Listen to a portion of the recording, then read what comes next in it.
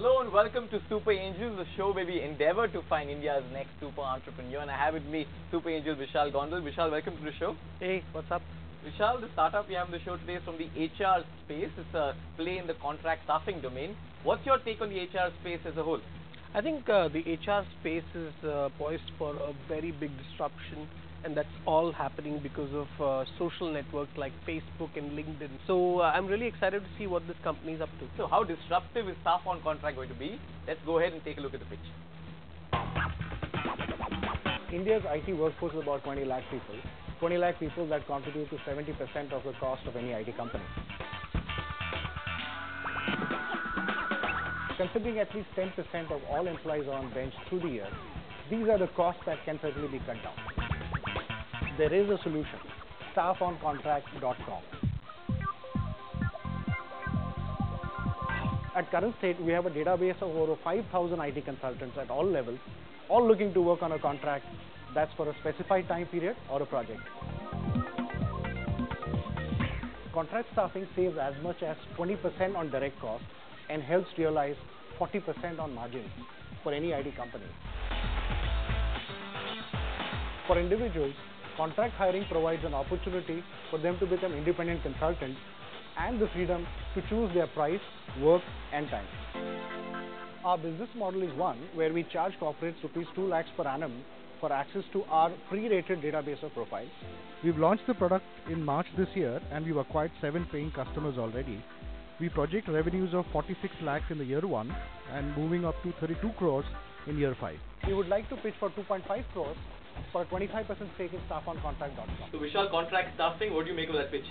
This does not sound a new thing. It just looks to me like an old wine in a new bottle. So I think what is more important to me is what is the bottle, how are they doing, what is the technology behind this, and what is really going to keep them ahead of other people. How is this different, and questions on the sector as a whole? These are the key questions Vishal has for Chetan. Let's go ahead and invite him into our studio. Hi, Chetan. Hi. Hi, Vishal. Take us through your background and some of the steps that led to staff on contract. I have about 15 years of experience in contracting, both from a vendor side as well as a customer side. I have done contracting in the US, in the UK and India. I came back from abroad and I operated as a consultant, and so that's where I also got exposure to a lot of challenges of the independent consultant space here in India. So essentially you work both on the supply and the demand side, because you work with a software company and you have worked as an independent consultant yourself. Absolutely. The first thing is a more cultural question. In the US, being a contractor or being a freelancer is quite normal. Sure. Versus India, where the social system, wants you to have a permanent job. From a social perspective, what do you really think of this whole domain and how big it can be? A very valid point, and yes, that's what we're trying to attempt and educate the entire masses in terms of shifting their mindset. And I'm actually seeing that change happening already. So Vishal's question broadly, is the market size itself big enough? Now in the IT space itself, if you say about, I talked about 20 lakhs worth of people, and contracting now is at probably a range of 8 to 10%. But as we're going along, it is going to go to about 15 to 20 to 30%, because a lot of Indian companies are realizing now that it is very difficult to hire a permanent hire, and plus the costs have gone up tremendously because of the salary growth. So let us just take a step back. This is the era where we are talking of, we're just hearing about the LinkedIn IPO, which is absolutely huge. We're talking about people connecting with each other, the Web 3.0 of doing business. And what you are really trying to do is going back to Web 1.0. Yes. And the old-fashioned databases and people searching databases. Right. How do you really compare yourself to these two? But today, if you see the actual industry reality, the industry reality is that they want a brick and mortar interface. So LinkedIn, great tool, excellent tool, but it is not allowing you mass hiring. It is allowing you very specialist hiring. But you call LinkedIn not scalable. But why do you consider your model as scalable? It really sounds to me like a boutique. Because how do you scale? So one is, I am currently targeting IT as a market. There is a tremendous scope in telecom, retail, banking, logistics.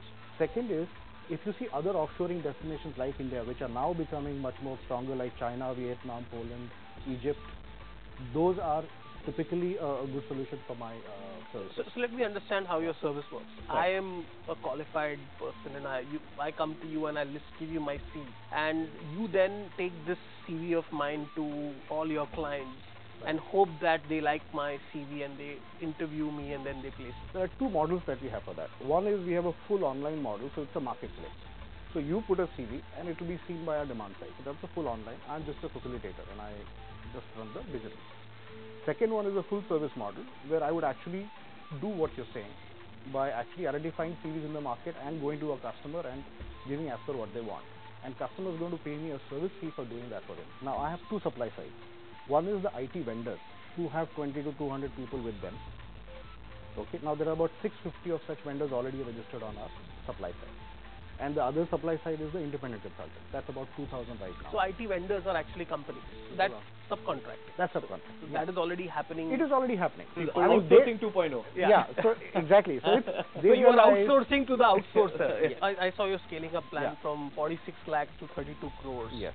How is that going to happen? Primarily the number of customers for the online part and the ticket size for the services part. We started with the classic sales channel wherein we met people.